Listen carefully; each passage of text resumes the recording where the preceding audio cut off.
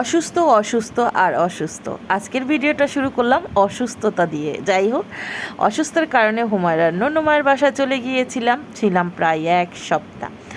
তো এরই মধ্যে আজকে সকালে ঘুম থেকে উঠে দেখি কি সুন্দর একটা ওয়েদার, চারিদিকে সবুজ আর সবুজ আর বৃষ্টি আর বৃষ্টি। আর বৃষ্টিটা তো আমার খুবই পছন্দ। যারা যারা আমার আগের ব্লগগুলো দেখেছেন তারা জানেন। তো বৃষ্টির দিনে কী কী রান্না হলো আজকে, আপু কী কী রান্না করেছেন চলুন এক ঝলকে দেখে নেই। আজকের দুপুরের খাবারের মেনুতে ছিল কি, এটা মূলা শাক ভাজি।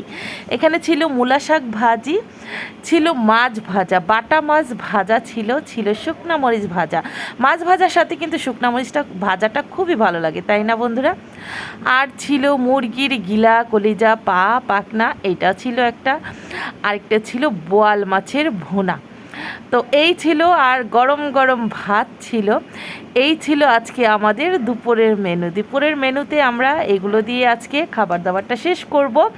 আর বৃষ্টির দিনের ডিমান্ড থাকে কিন্তু খিচুড়ি। সেই খিচুড়িটা কিন্তু গতকাল আমরা খেয়েছি, সেটা কিন্তু একটা রিলসে ছেড়েছি, আপনারা দেখেছেন।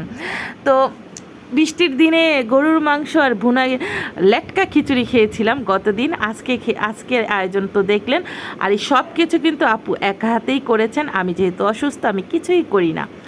তো যাই হোক, এই তো গরম গরম ভাত নিয়ে বসে পড়েছি, এখন ভাত খাবো।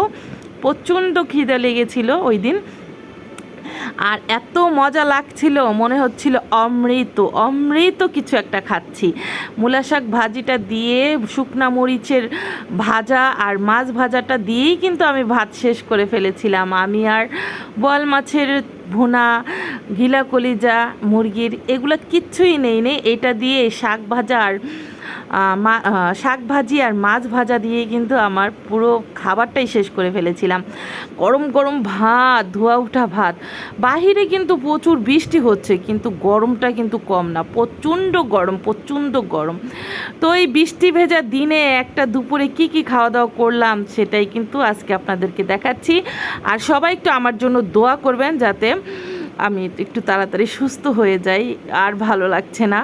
তো আমরা তো গরম গরম খাবার খেয়ে পেট ভরে আসলাম রুমে, এসে দেখি এখনও চলছে ঝুম বৃষ্টি। এখন কি করব জানেন, কম্বল পাতলা একটা খাতা গায়ে দিয়ে এমন ঘুম দিব, শান্তির একটা ঘুম দিব। আর দিয়েছিলামও, এমন শান্তির একটা ঘুম দিয়েছিলাম যেই ঘুমে উঠেছিলাম মাগরিবেরও পরে। মাগরিবের আজান দিয়ে দিয়েছে, তখন আপু ডাকছিল যে উঠে বসো আজান দিচ্ছে।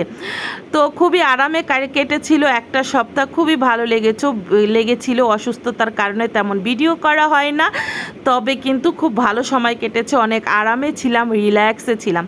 এখন অবশ্য বাসায় চলে এসেছি, টুকটাক ব্লগ বাসারটাও দিব। সবাই ভালো থাকবেন, সুস্থ থাকবেন। আজকের মতো আল্লাহ হাফেজ।